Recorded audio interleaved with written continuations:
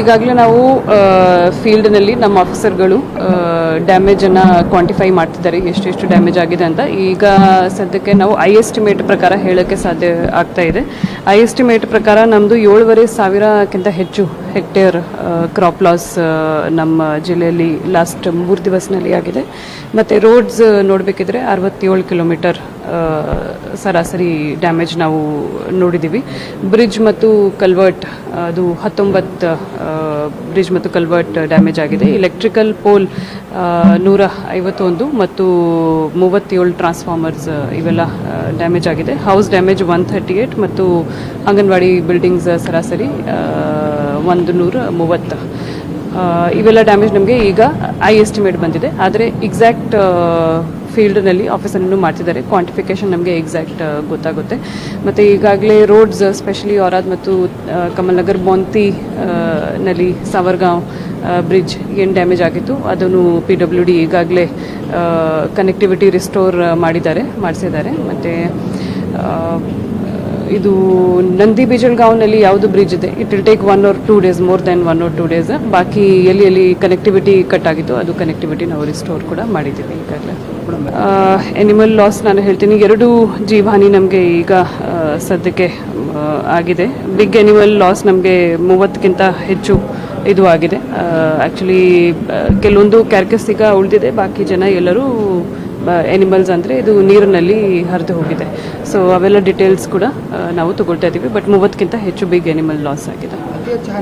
ಔರಾದ್ ಮತ್ತು ಕಮಲ್ ನಗರ್ನಲ್ಲಿ ತುಂಬ ಜಾಸ್ತಿ ಡ್ಯಾಮೇಜ್ ಆಗಿತ್ತು. MI ಟ್ಯಾಂಕ್ ಒಂದು ಬೊಂತಿನಲ್ಲಿ ಬ್ರೀಚ್ ಆಗಿದೆ, ಅದರಿಂದ ಸ್ವಲ್ಪ ನೀರು ತುಂಬ ಜಾಸ್ತಿನೇ ಇದು ಆಗಿತ್ತು. ಕಾರಂಜೆಯಿಂದ ಕೂಡ ಈಗ ನೀರು ಇದು ಆಗಿತ್ತು, ಜಾಸ್ತಿ ಆಗಿತ್ತು.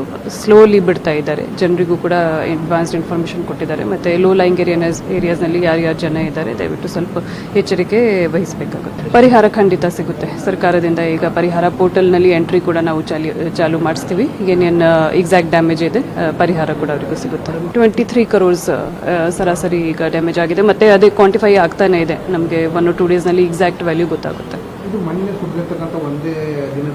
3 days 3 ದಿವಸನಲ್ಲಿ ಏನು ಮಳೆ ಆಗಿದೆ ಅದರಿಂದ ಜಿಲ್ಲೆಯಾದ್ಯಂತ 23 ಕೋಟಿ.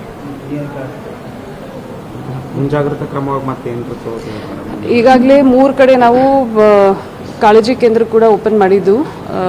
86 ಜನ ಅಲ್ಲಿ ಶಿಫ್ಟ್ ಆಗಿದ್ರು. ಬಟ್ ಈಗ ಮಳೆ ಕಡಿಮೆ ಆಗಿರುವುದರಿಂದ ಜನರು ಮನೆಗೆ ಮತ್ತೆ ವಾಪಸ್ ತೆರಳಿದ್ದಾರೆ. ಜನರಿಗೂ ಈಗಾಗಲೇ ಅಡ್ವಾನ್ಸ್ಡ್ ಇನ್ಫಾರ್ಮೇಷನ್ ಕೂಡ ಕೊಟ್ಟಿದ್ದೀವಿ. ಟಮ್ ಕೂಡ ಮಾಡಲಾಗ್ತಾ ಇದೆ. ಎಲ್ಲಿ ಲೋ ಲೈಂಗ್ ಏರಿಯಾ ಇದೆ ಅಲ್ಲಿ ಜನ ಜಾಸ್ತಿ ವೆಂಚರ್ ಮಾಡಬಾರದು. PUC ಮುಗಿಸಿ ನರ್ಸಿಂಗ್ ಮಾಡಲು ಹಾಗೂ ಫಿಸಿಯೋಥೆರಪಿ ಮಾಡಲು ಇಚ್ಛಿಸುವವರಿಗೆ ಉತ್ತಮ ಅವಕಾಶ. ಹುಮ್ನಾಬಾದ್ನ HKDETಯ Umadevi Patil college of nursing ನಲ್ಲಿ BSc ನರ್ಸಿಂಗ್ ಹಾಗೂ ಡಿಪ್ಲೊಮಾ ನರ್ಸಿಂಗ್ ಕೋರ್ಸ್ ಲಭ್ಯ. ಹಾಗೂ ಭೀಮರಾವ್ ಪಾಟೀಲ್ ಕಾಲೇಜ್ ಆಫ್ ಫಿಸಿಯೋಥೆರಪಿನಲ್ಲಿ BPT ಮತ್ತು MPT ಸ್ನಾತಕೋತ್ತರ ಪದವಿ ಲಭ್ಯವಿದೆ. ಇಲ್ಲಿ ಪ್ರವೇಶ ಪ್ರಾರಂಭವಾಗಿದ್ದು ಉತ್ತಮವಾದ ಕ್ಲಾಸ್ ರೂಮ್, ಅನುಭವವುಳ್ಳ ಅಧ್ಯಾಪಕರಿಂದ ಬೋಧನೆ, ಪ್ರತ್ಯೇಕ ಲ್ಯಾಬ್ಗಳ ವ್ಯವಸ್ಥೆ, ಹೈಟೆಕ್ ಆಸ್ಪತ್ರೆಯೂ ಲಭ್ಯವಿದೆ. ಹಾಗೂ ವಿದ್ಯಾರ್ಥಿಗಳಿಗೆ ಪ್ರತ್ಯೇಕ ಹಾಸ್ಟೆಲ್ ವ್ಯವಸ್ಥೆಯೂ ಲಭ್ಯವಿದೆ. ಹಾಗಿದ್ರೆ ತಡೆಯಾಕೆ, ಹಿಂದೆ ಭೇಟಿ ನೀಡಿ.